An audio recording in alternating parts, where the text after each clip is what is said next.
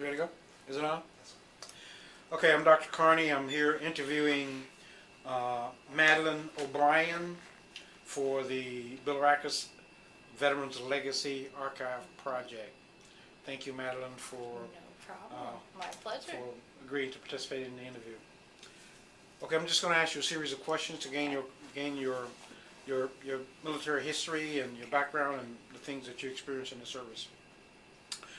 Let me start with this.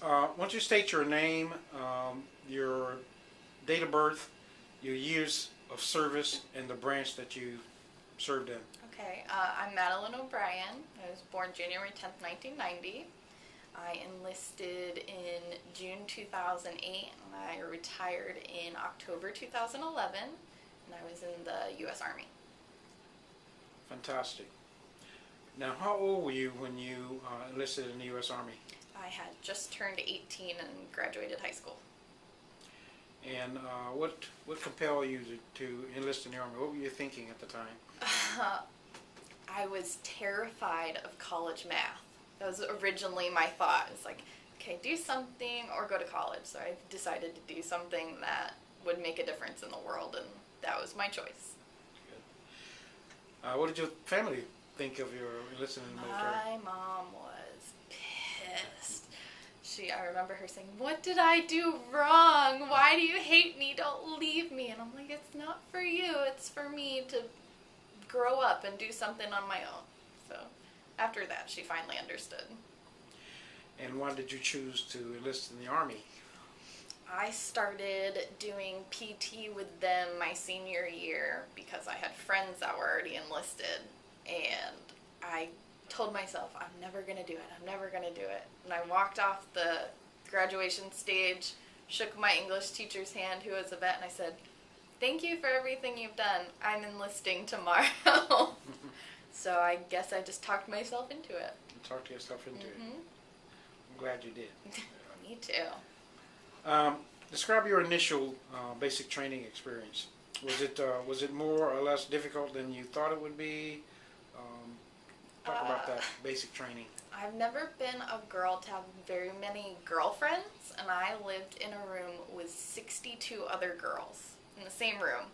So that was very interesting. It wasn't difficult because I had been preparing for it physically. It was more mentally difficult than anything. It was the first time I had ever been away from home, and I got to Fort Leonard Wood, Missouri in August of 2008, so it was so hot. And then by the time I left, I had seen snow for the first time, and I was so cold, I just wanted to leave and come back to Florida. But the hardest thing for me was always the rock marches, just with the extra weight, and I'm not very easily motivated. So as long as I had somebody to walk with me, I was always okay. So help us, what was it like the first day you got there? Sort of walk us through the first day you got to basic training. The first week was like introduction, and then I got to my company, and I remember being one of the smallest girls in my entire company of 225 people. So the drill sergeants just flocked to me to pick on me, and I'm walking. I have a huge rucksack on my chest, one on my back, and I'm carrying 2 duffel bags, and I just remember they call it a shark attack.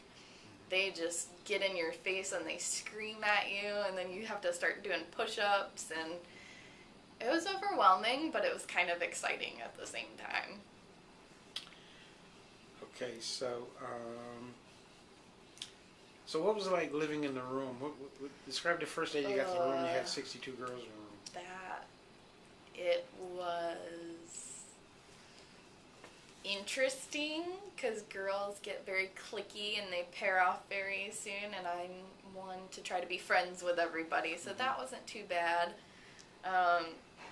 Showering and getting ready, you definitely become very unembarrassed very quickly because you have to just put yourself in the situation. It's either you take a shower or you don't. So I opted to take showers. So any girls in particular you remember from your basic training? I still talk to one on a very regular basis. She lives up north, and another one of my friends was killed in Afghanistan 2 years ago. And then first girl that we had passed away died in an IED in Iraq. I wasn't very close with her, but I do remember. I'm still friends with a lot of the girls on Facebook, but they're stationed all over the world, so I don't get it's a very rare chance when I get to come in contact with them. In serving? Yeah. Yeah. Do you remember the last day of your boot camp, and what were you thinking about, and what happened? Describe that day for us. The last day, it was snowing, and we still had to wake up and do PT, and we had an overnight, pass, and I went out, and I broke the rules, and I got a tattoo down my spine, and we had, tire chunks in our pit, and we would have to go out there and do sit-ups. And so after my brainiac move, I had to go do sit-ups in these frozen tire chunks with this new tattoo on my back, and it was unbearable.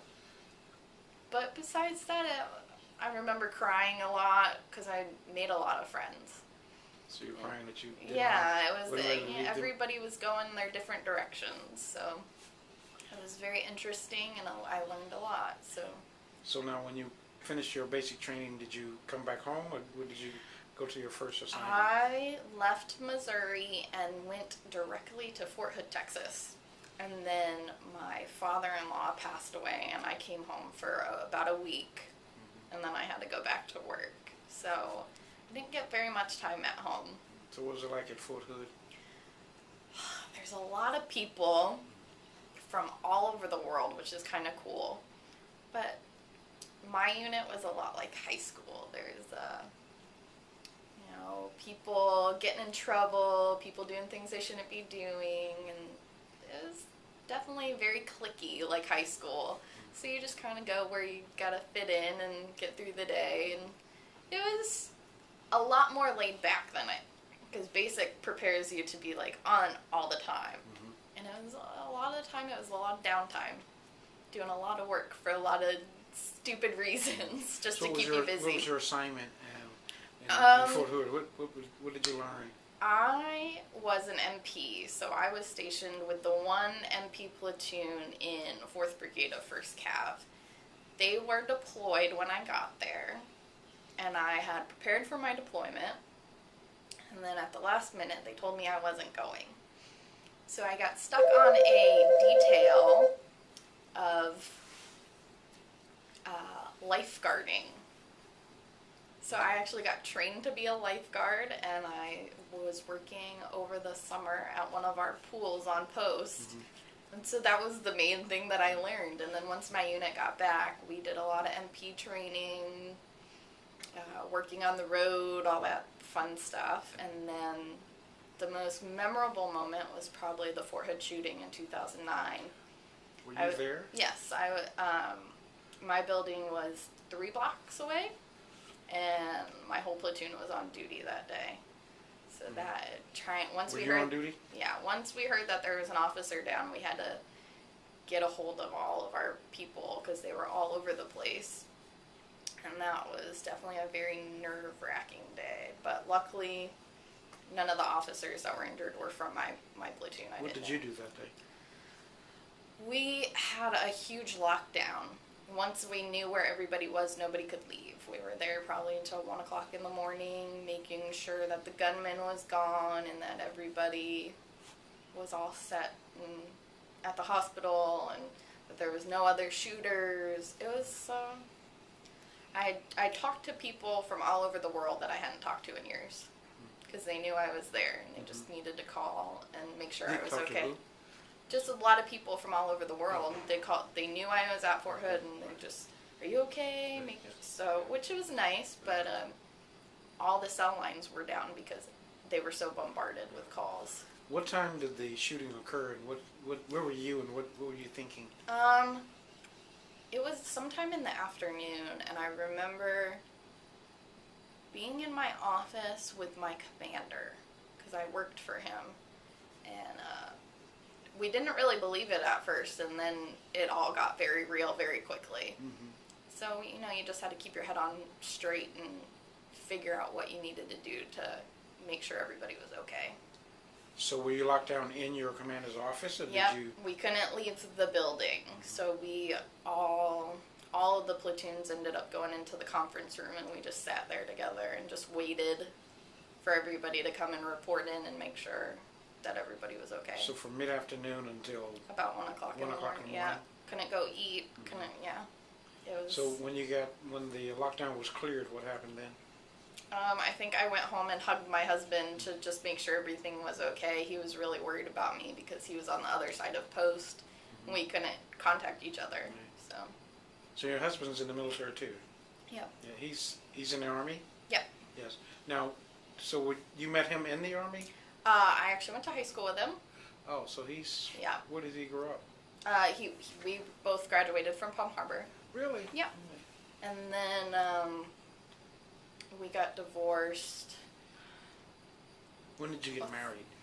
2008, like right after I got in December, and then we got divorced 3.5 years ago, and we're still really good friends. He is in Iraq right now, and we still talk on a fairly regular basis, so everything worked out the way it was supposed to. So he's in Iraq? Yeah. Okay, he's still serving. Yes. Okay, so so when you got to Fort Hood, your job assignment was to be trained as an MP, right? Were you stationed any place else other than Fort Hood? No, I was never deployed. The one time I had gotten ready to deploy, my doctor called me and said, "I'm sorry, I'm not going to let you go." And I remember driving home and calling my mom, crying my eyes out, and she's like, "What is wrong?" I was like, "Again, I can't deploy for the second time. You know, they're just taking my dream from me." So I just felt very defeated that day. So Now, the first time you were supposed to deploy, where were you supposed to go? both times would have been Iraq to Lille. Okay. It's in southern Iraq. So some of your friends went to Iraq? Yeah. And then I was medically discharged while my unit was deployed that second time. So now, did some of your friends go to on that first deployment? I met them after, but What did they say it was like there? hot. It got towards the end of the Operation Iraqi Freedom. It was very not boring, but very repetitive. Especially being an MP, it was basic gate guarding, making sure everything was going okay. A lot of people were so busy getting in trouble, they didn't focus on the mission, which was bad. The second deployment, our mission for the MPs was to train Iraqi soldiers. And one day we got a call and had to meet our brigade. So over 1,000 soldiers, we all got together. And the brigade commander sat us down in our division field and said, "There's been an accident. One of the Iraqi police that we trained was doing his graduation ceremony and turned around and opened fire on our brigade. Killed 5 soldiers." So that was the second deployment you supposed to have gone on? So that was a hard day. And a couple of the NCOs that had gotten killed I knew from friends that were in their unit. So it was, you go out there to help these people so they can take care of themselves, and then they turn around and hurt the people that you know best. So was there a number of cadets that got killed? Yeah, it was two. It might have been 1 or 2 that opened fire, and then they were immediately killed. And so we never figured out who they were working for or anything. But yeah, they killed 5 soldiers in my brigade. So now tell me, so your second deployment was supposed to go to Iraq also, right?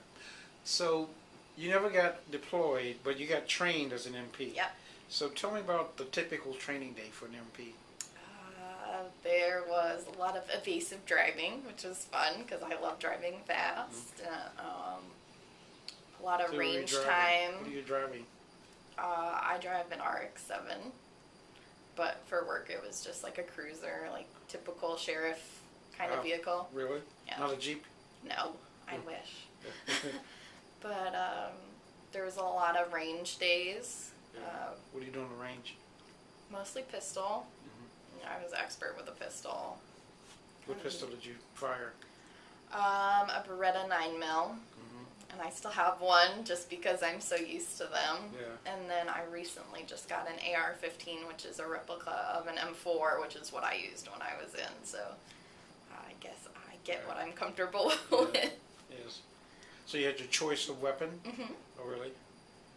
Yeah, and it was working with my commander. It was more typical for me to carry a 9mm. Mm-hmm. But most of the time, it was an M4 that was your normal duty weapon. Mm-hmm. Okay. So you got medically discharged? Yes. Yeah. What was the medical issue? I was permanently retired at the age of 21 for fibromyalgia. Really? Yeah, I developed it. The youngest person in the history of Fort Hood to ever get diagnosed with fibromyalgia. Yeah. So that was And that's a condition of the nerves. nerves. Yeah, yes. Where they describe it. It's basically when your body feels like it's stressed out, it sends unreal pain sensors through your nerves. So a lot of times you're just in pain for no reason. Right. A lot of it is a lot of downtime for fatigue and depression and stuff like that. So I'm still working through it. But So are you on medications? yeah, I take a couple, and I try to do limited exercising like yoga. I'm not allowed to run, which is okay with me. Right. But I just try to keep myself as calm as possible. Yeah. And try to stay out of high stress situations, which in college is not very accurate. So now does anyone in your family have that? Yeah, my mom was actually diagnosed when I was in basic. My aunt was diagnosed a couple years ago. Okay. My sister, who is 10 years older than me, was diagnosed a few years ago. Okay, so some runs in the family. Yeah.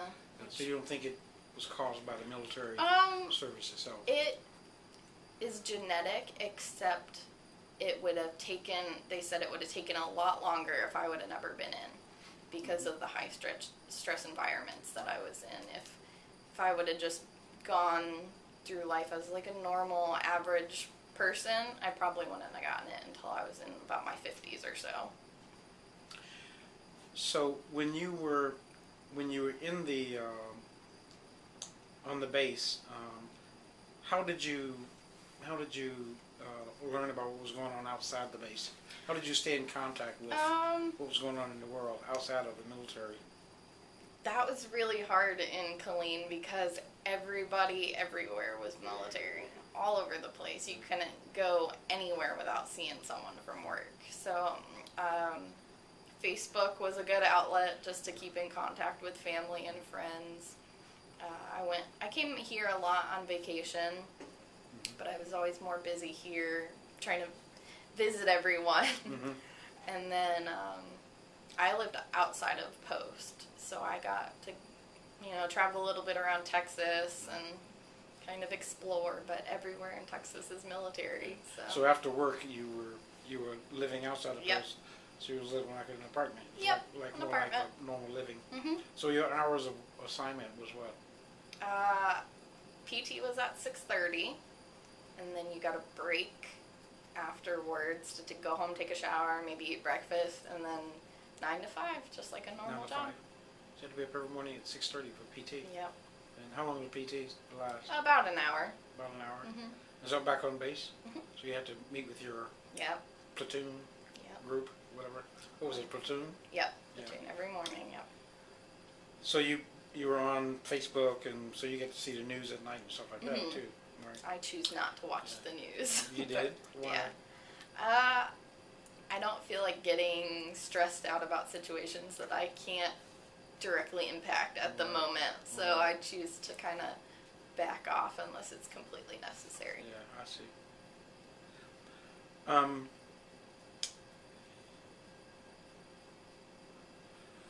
On your vacations, how many vacations did you have while you were You serving? get 2 weeks a year, just like most regular jobs. Usually you take take them all at the same time. So I would come home around Christmas and just spend time with my family and old friends from high school and go to the beach, like always. It's funny, when you live not near the beach, you miss it. But as soon as you move back here, you never go. Yeah, I know. Not as much as we want. No. Yes. Now, how did your friends and your family, what do they think of you in your service when you're on vacation? I think a lot of my family is very proud of me, but all of the boys in my family are firefighters. So they always give me crap because I was the only cop. So that's okay. I'll take it. But, you know, we just try to spend as much time together as we could. So they're very proud of you? Yeah.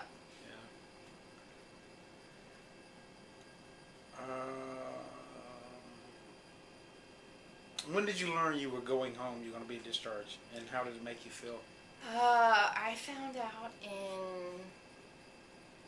sometime in 2010, and I did not get out until October 2011, and in between that time I got married for a second time, had a baby, and I found out I was being discharged while I was on my convalescent leave, like my maternity leave. Right. And I remember being very elated at the percentage that I was going to receive, but also kind of sad at the same time because permanent retirement means I can't go back in. And that's always what I was like, oh, I'll figure out my disease, I'll get better, and I'll work around it and go back in. And I can't do that. So now it's my goal to become an overseas contractor and go back anyway. Really? Yeah. I am bound and determined to get my butt overseas and do something to help soldiers. So. Fantastic. Yeah. That's good. What lessons about life did you learn in your service to your country? What did you learn? Life learning, impacting lessons. I think I learned to trust myself. Everybody, when I first said I was going, they said I couldn't do it. And I told myself I could, and I got myself through it. And I had to trust my instincts and do what was best for me instead of trying to focus on trying to help everybody else. I needed to help myself. I definitely grew up a lot. Last semester, I had the same English teacher at St. Pete as I did at Palm Harbor University. And he told me that I probably would have not done very well at college if I would have gone right after high school. That he was very proud of the progression I had made as a person and as a student. So that meant a lot to me, that other people noticed the change in me. Now, when you were discharged, what did you do the days, weeks, and months following your service? I cried a lot. I loved being in the military. That was my life. That was the only thing I knew, and I was terrified to come back to school. But that was my main goal. I needed to get in school so I could get an education and do what I needed to do. So I worked a part-time job for a little while, and then I started school, I think 3 months after I got home. And I've been From Fort Hood? Yep, I've been at SPC the whole time. I took all online classes and was very to myself the first couple of semesters, and then I finally got my foot in the door, and you can almost not see me somewhere at this school. I'm everywhere, and I'm here all the time. Now, I know you're going back to Texas. Yes. So, what made you decide to go back to Texas? My husband works out there, and my daughter is already out there, and I get along with his family very well. And I was actually accepted into a couple different private universities there, so I wanted to get some real high education. Really don't want to leave SPC, and if I needed to, I would stay here. But I think this is going to be a new opportunity for me to start over and get my family back together. Fantastic. Yeah. That's fantastic. I hope so. Yes. What can you say to your veteran students here as you leave? What would you want them to remember? What would you want them to do? The student veterans that you're leaving. I am very proud of what I've done to the Student Veterans Association on this campus, and I've gotten a lot of recognition for it, and I really just want my vets to keep that tradition and keep the club going and help everybody that they can, and just make all the vets that we have here know that we're here, and we're here for them, and not just as helpers or guidance counselors, but as people who understand them. And I want all the vets to know that. Thank you very much. Thank you.